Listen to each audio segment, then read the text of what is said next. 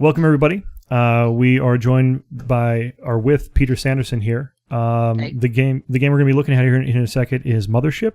So we're going to go ahead and crash that table. You ready, Peter? Are you ready for this? I am almost ready. Give me 2 seconds. Almost? Okay. I'm going to give him a little prep time. A little bit of prep time.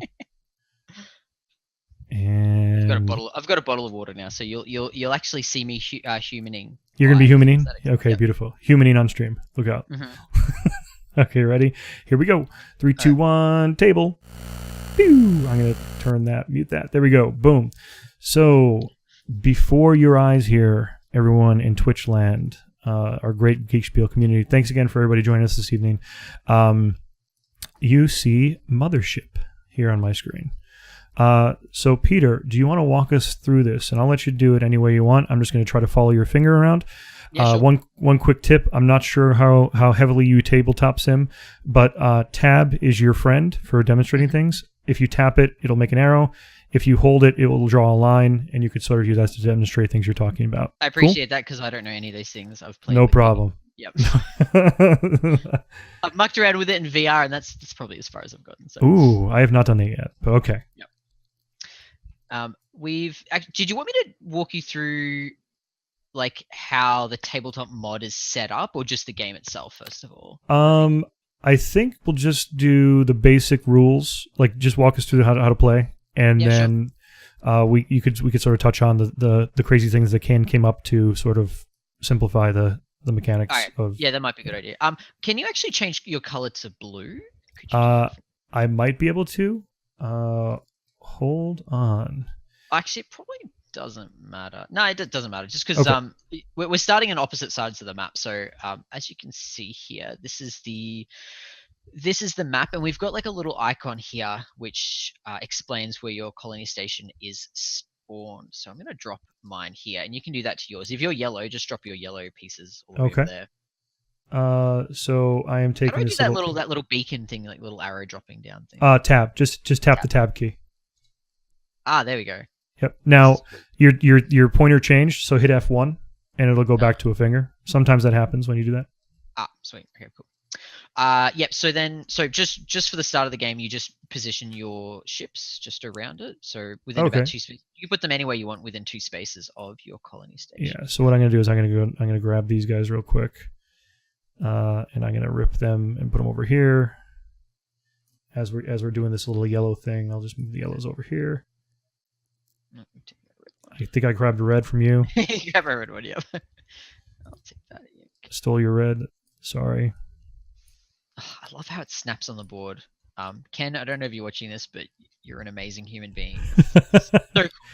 He really is, isn't he? Yeah, he did like a first iteration of this just for a hobby, and this is like, it's so much better. He's put so much work into this. So actually, this is kind of a bit of a reveal. We talked about this before we went live. You said this was one of the first games, if not the first game, Ken did Tabletop Simulator modding for, right? Yeah, he said it was. So I was running my first campaign, and he's like, "Oh, hey, do you mind if I make a Tabletop Simulator mod out of this?" I'm like, "Yeah, that's cool. Go for it." And sure. What's Tabletop Sim? Okay. Yeah. So like, I knew what it was, but I thought that was like I thought it was like where other people put their games and you like buy it or whatever. So yeah, so he's checked it all up there, and he's he did a really good job of it without me like giving him any money. I just gave him like assets, and he just went crazy with it. That's great. Yeah. Now also for the just for the sake of the rules, you leave these little cannony things. Okay. Off, and then these other ships surround your colony station. So just to sort of explain like the goal of the game. The goal of the game is. Here's what we'll do. This is the best way to do it. I'm gonna look at your table, and we won't do anything with my side of the table. We're just gonna look at what you do here, and you can walk us through it. Yeah, sure. So this is your colony station. You have to protect this. So if you explain the game like it's a bit like space chess, so this would be your king. It doesn't move though, so it just stays put. You will need to protect it, and you'll need to destroy your enemy's colony station. And these are the ships that you use to get that done. How do you rotate stuff? How do I turn? Q and E rotates. All right, sweet. Oh, look at that technology. I know. Technology in motion. Yeah. Okay, so everyone takes turns moving the ships around the board, and it's just as simple as you want to destroy the other person first before they destroy you. Now, I've also got to mention that there's two variants of Mothership. There's like an elimination based one, and then there's also a victory point version where there's no elimination. So Okay. if you're listening to this and thinking, "Oh, elimination, that sounds terrible," don't stress. There's another game mode that you can play, which some people love. It's just sort of depending on whatever your gaming group goes Okay. for. We love elimination based. It's a bit more. It's a lot more strategic because you have to think through every single ship action sort of carefully. Because once Okay. you lose a ship, that's it. It's gone. Interesting. Yeah. So you've got three kinds of ships over here. You've got your mothership, which is this big chunky one. You've got Right, the that guy fighter. right there. Okay. Yep. And then you've got your bomber here. Now there's a bit of a there's a set stats to your little ships. How do I bring that arrow up again? Was it tab? Oh, there we go. Yep, just a little tab. Yep. So over here is your control panel, and this gives you all of the information for your ships. So if you'll have a look here and here, Okay. these are the ships for your fighter and your bomber. So it says what they can and can't damage, and there's like a bit of a rock paper scissors kind of tactic to what they can and can't damage. And then you've got your attack power on these, and these are determined by dice. So you've got your dice over here, and you've got your mothership here. Yep. Now you'll notice that there's no dice written on there, and there's no engine power written on there. It says it's based on energy. So for example, if we go back over to our ships, over here. So your bombers, when you move them, they can only move a maximum of 3 spaces per turn. That's their engine power. And your fighters, they're a little bit quicker. They can move 4 spaces. Your mothership, if you want to move it, you would go back over to your control panel, and you would check what it has in its engines. So these are its 3 subsystems. You've got engines, weapons, and shields. Okay. So okay, so I see the first one there: engines, weapons, then shields. Yep. Okay. And then this one is like your hull points, and that's pretty soft. Okay, so that's the HP of your hull points, and then this is the HP. What does this designate here? Yep. So that's your colony station HP. So if that gets down to 0, then you're out of the Boom. game. Got it. So yeah, this is the cool part about your control panel is that you can change the stats based on whatever you want to do. So let's just say this is the beginning of the game. This particular map that's been set up has similar to an RTS game. You'd want to be going for resources first of all. You want to build up your economy before you can start. Of course. Doing much of anything. So for my mothership, if it starts here, for it to get to this planet is 1, 2, 3, 4, 5, 6, 7 spaces to that planet. Okay. At the moment, our engine power, if we go back to our control panel, is only 5. So we're going to take energy out of, say, for example, weapons. Actually, let's take it out of shields and move it all the way up to 7. Oh, okay. And what I might do, because I'm going to attack that planet to try and capture it. Sure. Capturing is what gets you money. So maybe let's just take my. Oh wow. Yeah, let's take it out of shields. And now my mothership can move all the way over to here, and then I can roll a dice to try and capture that planet. So that gives you a bit of an idea of what you can do with your mothership. And then there's upgrades throughout the game that you could get that will increase the amount of energy you have, and so on and so forth. And this here, this track right here, this is just for your mother. This only tracks your mothership, or is this track? Yes. Okay. So the blue. So those, that's right. Those These are only for your mothership, and those other ones are set stats. They don't. You change. did mention that, and I missed that. But okay, so basically, that stuff is just straight, and then mothership is where you can divert energy to reallocate and strategically move and stuff like that. That's right. Really cool. Thank you. So the next part of the next thing to learn is over here. This is your tech tree. So this is like a it's like a tech tree in any other game. So you'd start off at tier 1, which is this first row here, and here. Okay. You can upgrade any amount of these that you want, and they stay active all the time. So we mentioned before that your bombers, which are these things here, they have set stats. So at the moment, that only rolls with a D8. And then your fighter, they roll with a D6. So bombers are a bit stronger than fighters. Okay. But if we go back to our tech tree, if you want to, you can spend some money initially to upgrade it so that you'll get a +1 every single time you roll on a bomber roll. Okay, and the bomber. Okay, I see that right now. Bomber and energy upgrades. So you might get more energy upgrades, meaning like the energy for your like shields and stuff like that. You would get extra chips to add to your card. Okay. Yep, that's right. So like if we paid a little bit more, so this tier costs 1, and then this tier costs 2. Okay. So if we paid a total of 3 minerals to get up to energy boost, we would grab. There's the blue cubes over here. Just grab some blue. The 1 and 2 resources you're mentioning, what gives me the resources to go up on this track? Yep. Okay, so back to our planet over here. Okay, back to our planet. Back to our planet. So let's just say I was successfully able to capture this planet.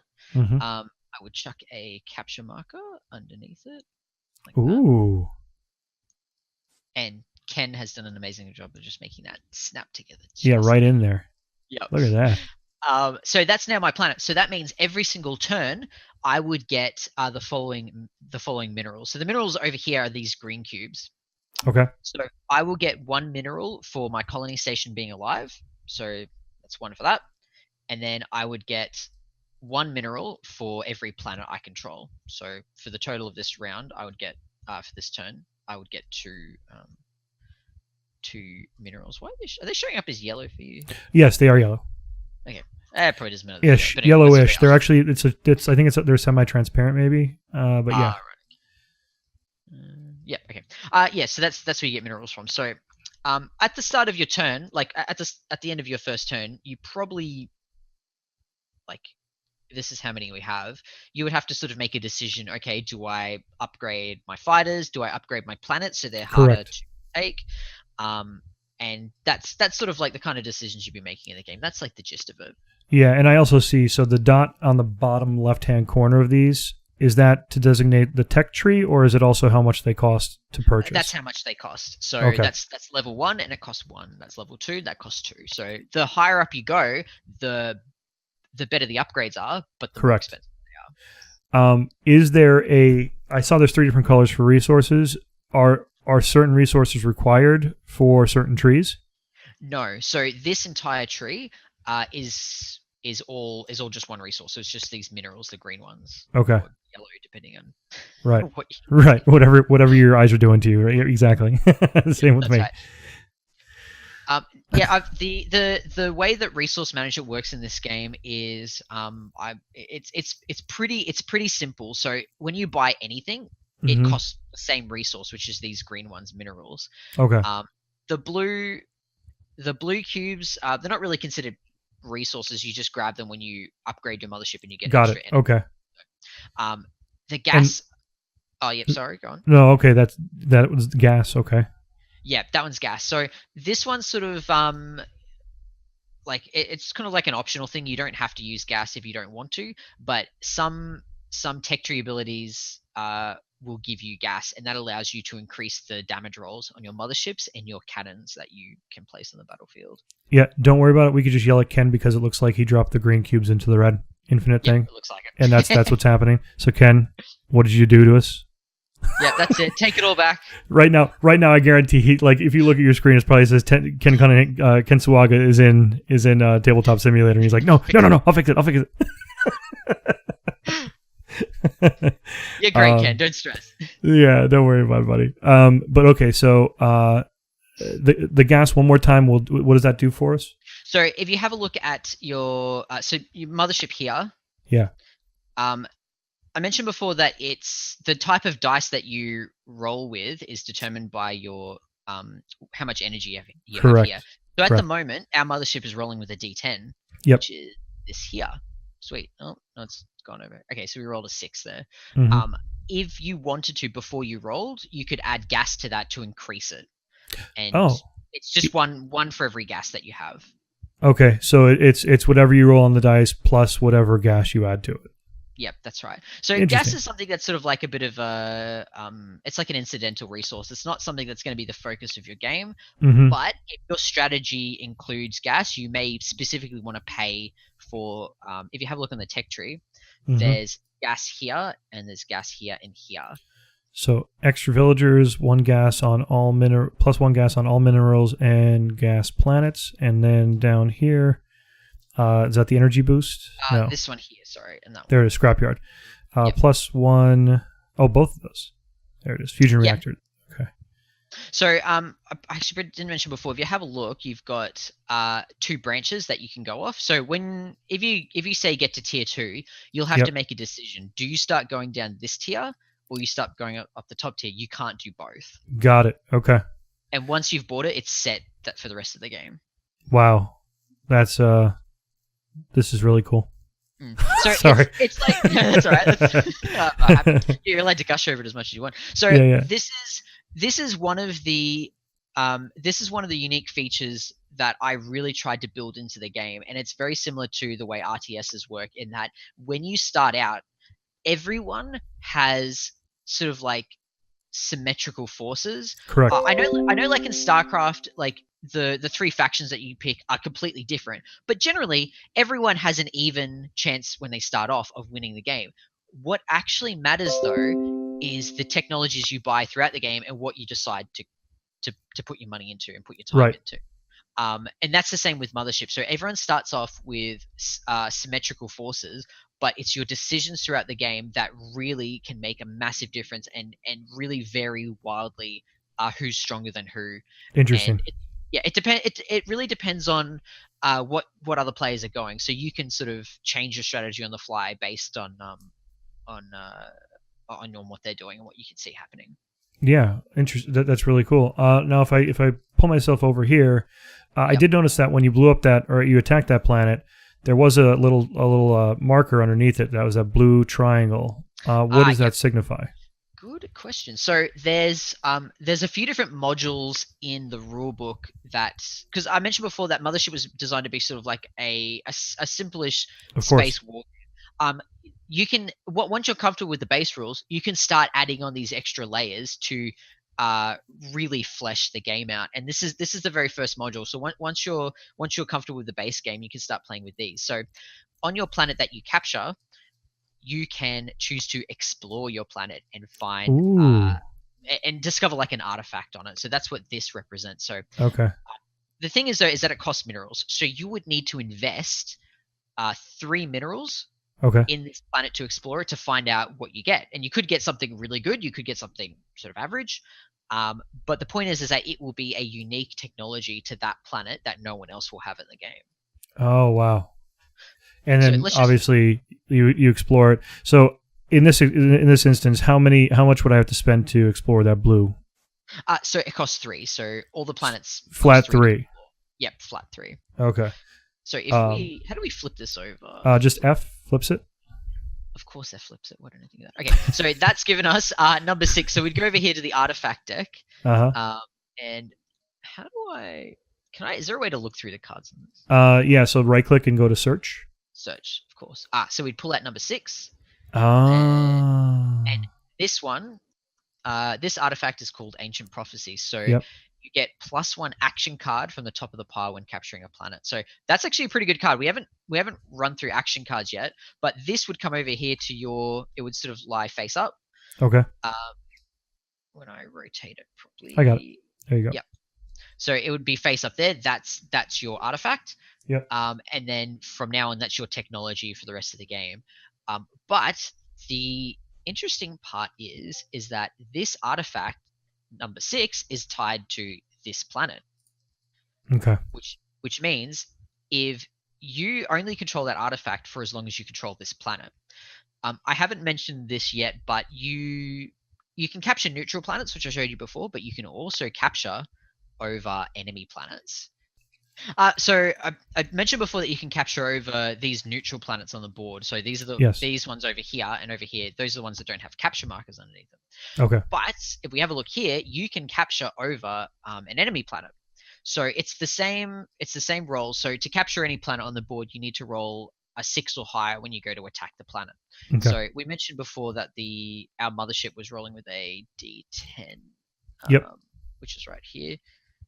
So what did I end up rolling? A 7. So I would have captured that planet. Okay. So if this yellow player wanted to come take that planet, they could definitely do that. And let's just say they also rolled with a... What did they get? A 2. Let's roll again. They would have failed that attack. 9. Okay, so sweet. They've now been able to capture this planet. So that means we would take... What? Yep, just throw it away. Just knock everything off. And then we'll... what did that planet... Oh, no, this planet's over here. And then... Oh, what was I doing? Okay, got it. Okay, so that's now yellow's planet. Okay. That also means that if the planet is explored, the artifact that belonged to that planet now gets transferred over to the new player. What? So, if let's just say red players invested the 3 minerals it took to explore that planet, right? If it turns out, wow, it's actually now a really valuable planet because of the artifact, of course, you might make a complete beeline for it and take it over, and your investment now goes to the next player. And now, correct me if I'm wrong. The only ship that could actually capture planets is the mothership. Is that correct? No, sorry. So if you have a look at your control panel, mine. Actually, we'll go over here. Sorry. So if you have a look here, it tells you which ships can damage what, and on there it'll tell you that fighters can damage a planet, a bomber can damage a planet, and your mothership can damage a planet as well. Okay. So these 3 ships here. And the roll that you require. So you said you have to have it roll a 6 to take over a planet. Is that correct? Yeah, that's right. So that's a flat roll for everything. So that's not stated on that control panel. Okay. But that's just a rule, just like a general rule. So when you say damage planets, could you blow up planets and just make them not exist anymore? So the idea is that it doesn't really matter if the planet is inhabited or not. Your fearsome display of power will show the entire galaxy that this is your planet. Okay. So if I had, this is only a D6, so I have to roll a 6 on my fighter to actually take over a planet with the fighter. Is that correct? That's correct. So if you wanted to increase your chances of capturing that planet, you would attack the planet with more than one ship. Oh, okay. Because you get to your dice pool increases with the amount of ships you devote to the resource of. Yep. Okay. So we put over here. So we just get that fighter and that bomber, so they can attack that planet together. We've got a D8 that rolled a 4, and they rolled a 2. Sweet, that's a 6. They've got. That's a 6, so they get that planet, and red now occupies it. Okay, cool. Correct. Very cool. Now you mentioned action cards. Where are they, and how do they work? Okay, so we've got them over here. So at the start of the game, you'll grab 2 random ones, which I think Ken has a button for it. You can actually, or you can actually, you can mouse over it, or hold your mouse over and hit 2. Pull it off. All right, of course. The good old-fashioned way, just taking it off the top. We can do that too. Yep. These are the ones I got. Oh, those are the ones you got. Okay, so if you have, so the contrast between this and the tech tree, your tech tree are your very deliberate upgrades. They're your bread and butter, but your action cards are like sort of one-off bonuses, and most of them will be like little incremental bonuses. They'll be pretty cool and useful, but you may not want to spend money on them. And you'll be awarded these whenever you capture a planet. So if you have a look at this one, we haven't talked about asteroids yet, but to move through, anyone can move through asteroids, but you might take damage. So this card stops you from taking any damage when you move through it. And then after you've used that card, you'll chuck it in the discard pile. And that's it. This defense buff card very simply just adds +1 to your defense roll if you're getting attacked by another player. Okay. And these have little symbols on them. You can see there. I do see that. I was going to ask you about that. What is that? So every single card in the game has a value attached to it. If you don't like your action card, you can sell it at the end of your turn and get minerals for it in exchange. Very cool. So like if you're like squashed or you really wanted to try to explore someplace and you know that you don't have enough for it, you can actually dump your action card to gain a trade resource, or at least a resource to be able to buy the other action or whatever you want to do. Yeah, got it. And spend it on technology as well. Oh, well, that's awesome. Yeah. Wow. Okay. Now you mentioned I saw you don't take damage in the asteroid fields. These I'm imagine these are all asteroid fields here. Yes, that's right. Now this is kind of a funny this is kind of a funny map setup. When you're playing this on stream next, I don't recommend this map as like a first time map. Just because like this is like as you can see over here, there's only one spot to get through the asteroids. Correct. Yeah. There's only one little gap. So there's no issue with moving through them, but if you decide to move through them, you are going to have to roll against the asteroids. So for example, if my fighter wanted to move from here to here, it would have to have a fight. So the asteroids always roll a d6. So if we roll a d6 for the asteroid rolled a 3. Let's just use this one. Okay, in this case, the fighters just lost that roll, so they're destroyed now. They're out of the game. That's it. Okay, so the asteroid rolls a 3, the fighter rolled a 2. It's check to check. So basically, you're rolling 2 dice, one for the asteroids, one for the whatever's flying in. Now, if I were flying a bomber in there, would I roll the traditional D8 for the bomber against the? Would. So they would have. So we roll that now, a 5. So that's fine. The bomber can move through it just fine, and yeah. All right, excellent. Now I didn't. Ranges, there are no ranges. Everything is just adjacency. So as long as it's adjacent, but by 1 hex, you can initiate combat, and then that's probably a good time to talk about combat actually if we're talking about asteroids. Okay. So combat's really simple. It's just you roll against your if you're the attacker, you initiate an attack. Both people roll a dice, and whoever gets the highest dice roll wins. Right, and that dice is dependent. So if it's like a mothership battle, if you have enough devoted to your resources or your power or your weapons rather, then it will do X amount of damage. And I'd imagine if you boost your shields, then that would absorb X amount of damage. Is that correct? Yeah, you're right. So let's just do a quick demonstration. So let's just say, for example, my red mothership rolls against yours. So what have you got over here? You've got everything evened out. Right. Over here. So everything's evened out, so that's fine. You're going to roll with a D. Oh, actually, no, let's make it a D6. So if you want to roll your D6, and I'll roll my. So okay, I see that now. D6. So I'm going to roll with the D6. And I'll roll with my D8. Yep. So I'm going to go ahead and roll. I'm using a blue dice, but whatever. I'm rolling it, and I came up with a 5. And okay, I rolled an 8 over here on a D8, so I'm pretty happy with that. Yeah. So in that case, I would win. So it doesn't matter what you rolled, as long as my roll is higher, I win. So if we go over to your control panel. Yep. Since you lost, you take the full roll as damage. So if I rolled an 8, that means you take 8 damage. Now, you're correct when you talked about the shields. Your shields absorb the damage first. So 1, 2, 3, 4, and then 5, 6, 7, 8. Interesting.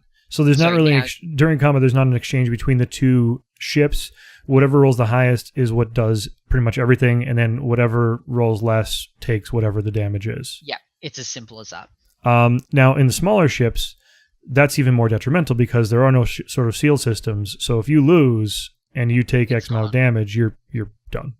Yeah, that's it. You're absolutely right. So, and again, just to sort of remind everyone, like Mothership was designed to be a quick game. So this is go on for ages. If we've got 2 fighters here next to each other, right? We just roll a D, like so it's double D6 here. Yep. Oh yeah, you just obliterated me. So that's it. You're gone. That's it. Then I would get an extra resource. So every time you blow up a ship, you get a resource. Right. So I would get 1 resource for that. But what I like about it is that those ships are then most of the game. I imagine you really want to try to avoid conflict as much as possible, and unless somebody has the upper hand, I don't think. I could see that's when an aggression would happen. If somebody knows that they have the upper hand, then they would try to start flying those guys out. Yeah. Yes. Yeah. That's pretty much it. So you I don't know. See, in all the games that I've played, no one really avoids aggression. Everyone's always fairly aggressive. But you're right. Like they would want to get like a slight incremental up on the person. And this is different between deathmatch mode and victory point mode. In victory point mode, your ships respawn.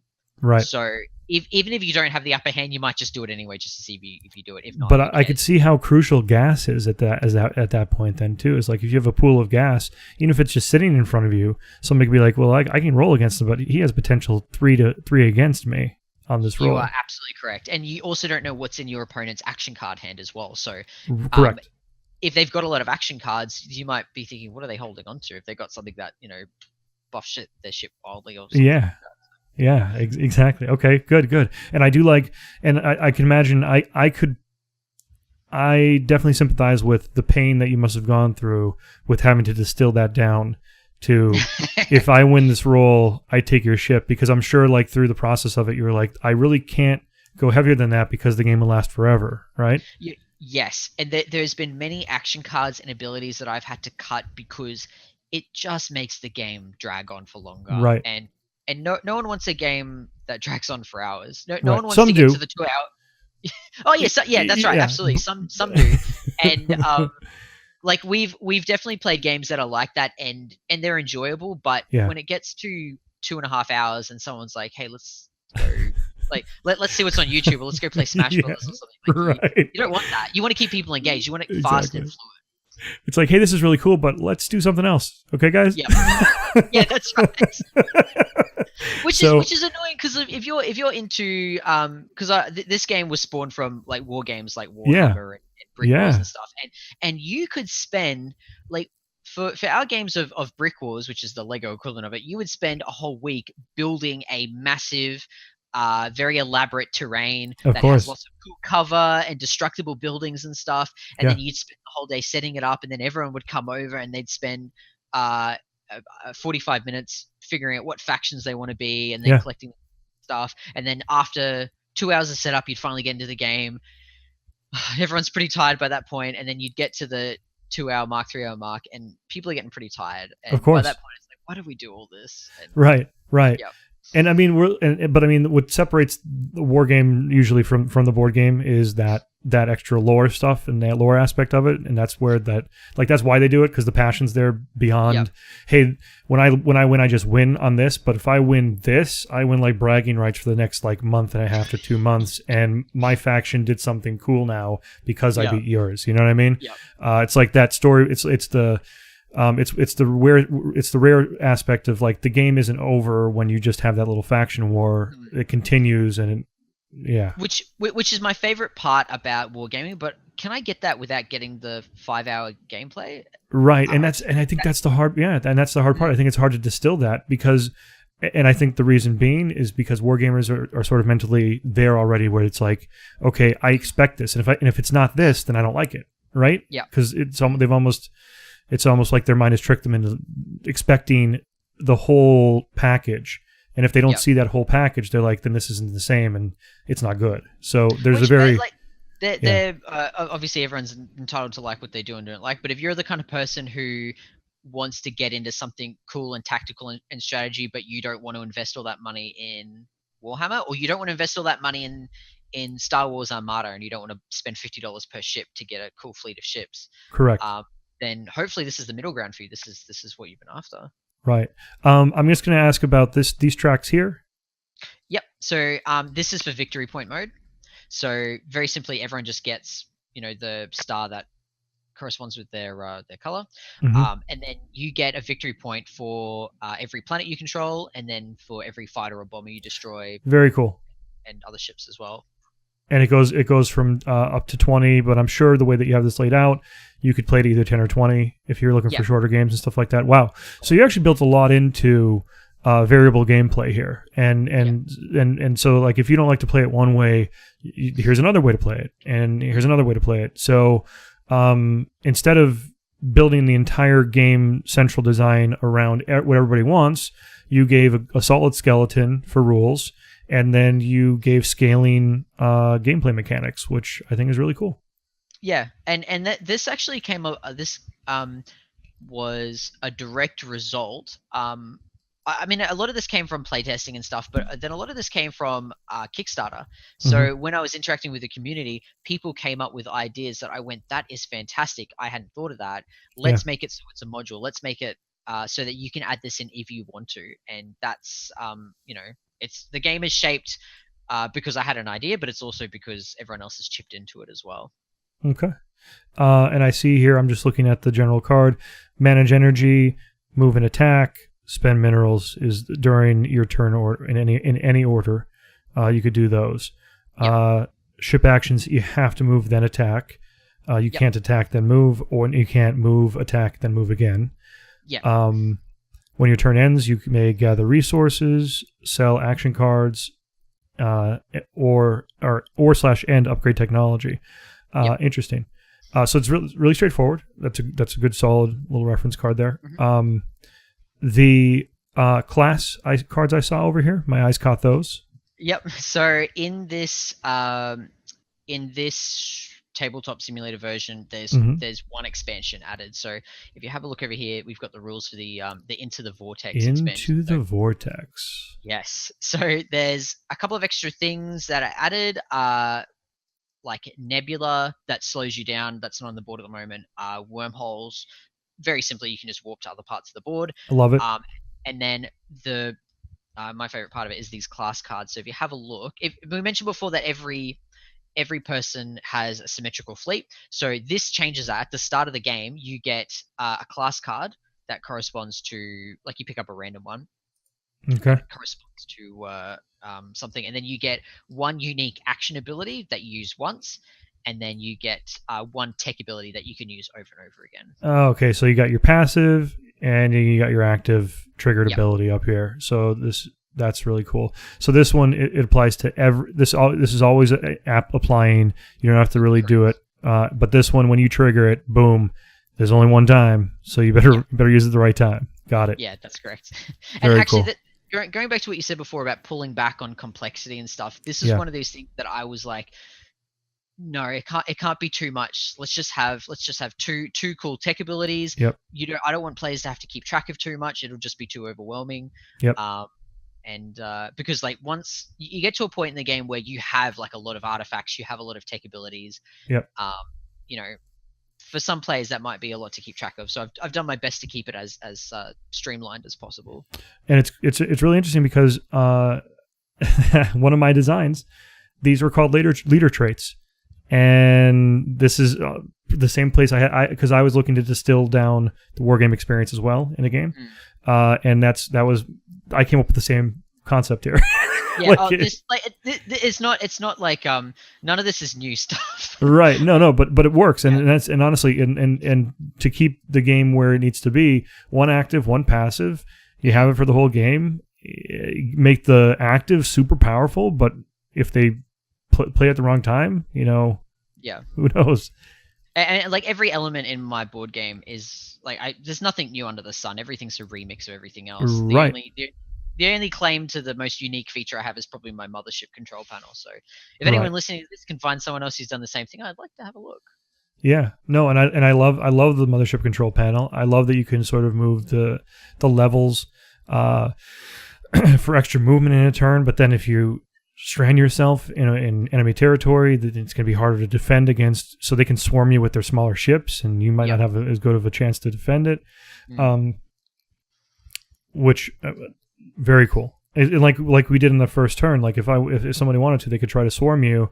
You put all of your stuff into the engines for movement, but now your weapons and your shields are down considerably. Yeah. So it's very cool. Now when I move, it's just so it's straight 4, straight 3 with those, and then these are. We haven't spoken about these yet. So this is something that's new in the second edition of Mothership. Okay.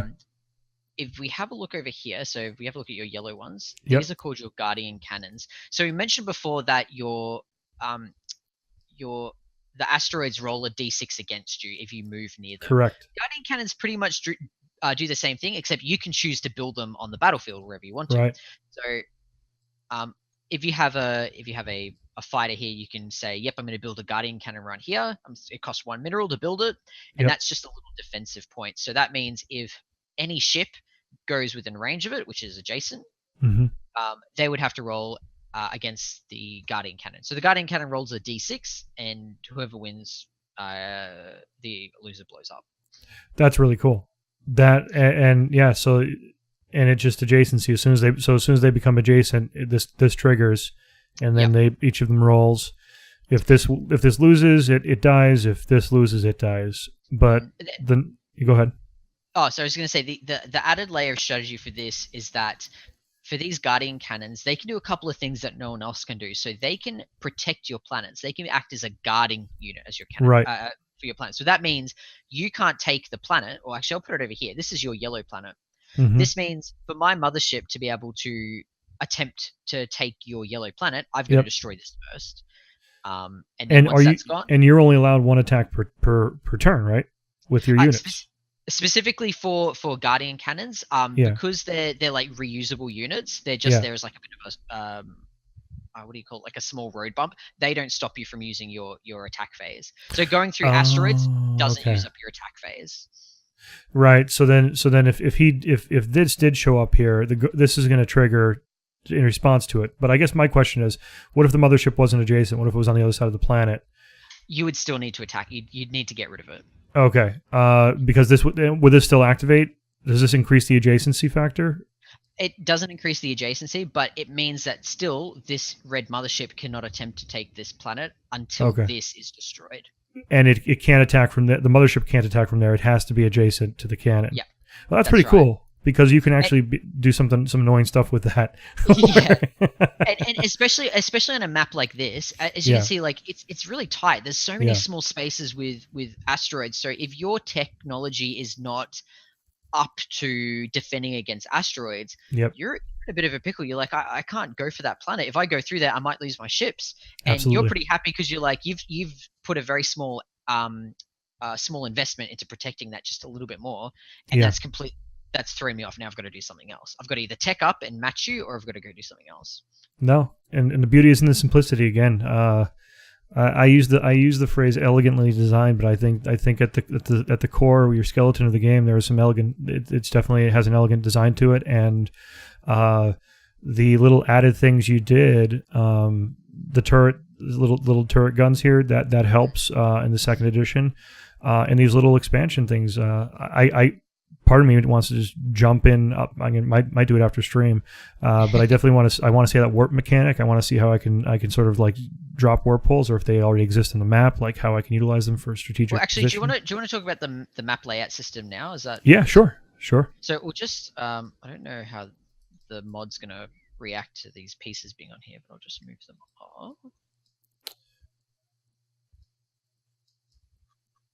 So very early on, one of the things I wanted to do with Mothership was make it so that you can, similar to wargaming, you can play on a different map, or similar to RTS games, you can, because you can create your own, Age of Empires maps and Command and Conquer stuff. Right. So same to be for this. So if we have a look over here,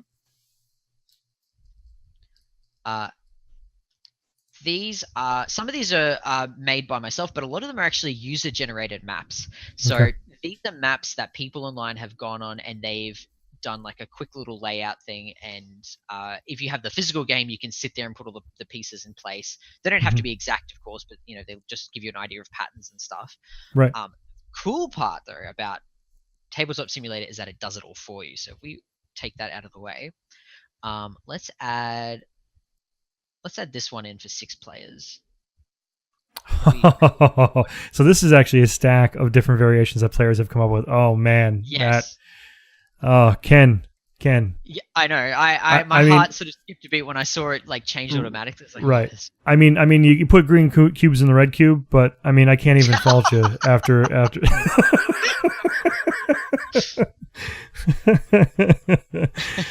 We're dropping frames like crazy for the stream, but I'm sure when he watches the VOD, he's gonna come at me later. So, yeah. And actually, having a look at this looks like a team map. So if you have a look, 2 teams of 3 start on either side of the board. So I see that. These little tokens represent where to put your colony station. Yeah. You get 3 planets each when you start, and you've got these 2 planets on the edge, one there and one there, that you have to go out of your way to go get. So similar, like in RTS games, you have a resource flow. Really, to get the edge over your opponent, you need to get more resources in them. So that's what these facilitate. These extra planets. Cool. And then I think if we switch the active layout, we can switch it to show you some nebula. Oh, that's the purple. Yeah. So asteroids damage you and you can lose your ship. All Nebula do is they just slow you down. So if you can move 3, if this bomber can move 3 spaces, as soon as it moves into a Nebula space, it has to stop. Oh, okay. So that can be more annoying than potentially losing your ship sometimes, and it can create a real barrier to getting to where you want to go quickly. Especially if you're trying to move ships in mass, because they won't be able to go 2 by 2. You'd have to sort of single file them through that area. Okay. Yep. Wow. And then you've got these wormholes, which I think these two might be the wrong colors. These should be both the same color. Anyway, so you would basically just drop down onto that space and you would warp adjacent to the corresponding color on the other side. Are there any skills or any abilities that allow you to generate a wormhole, like with your faction? Oh, that is a very good question. In the expansion that is not available in the Tabletop Simulator, there are some cards that you play through, like little missions that have that. Possibly, maybe. I don't know. Oh. I mean, there might be. Now, is there also, we see here as the skirmish stuff, is there like a scenario book that you also generated with this where you sort of go against an AI faction or force?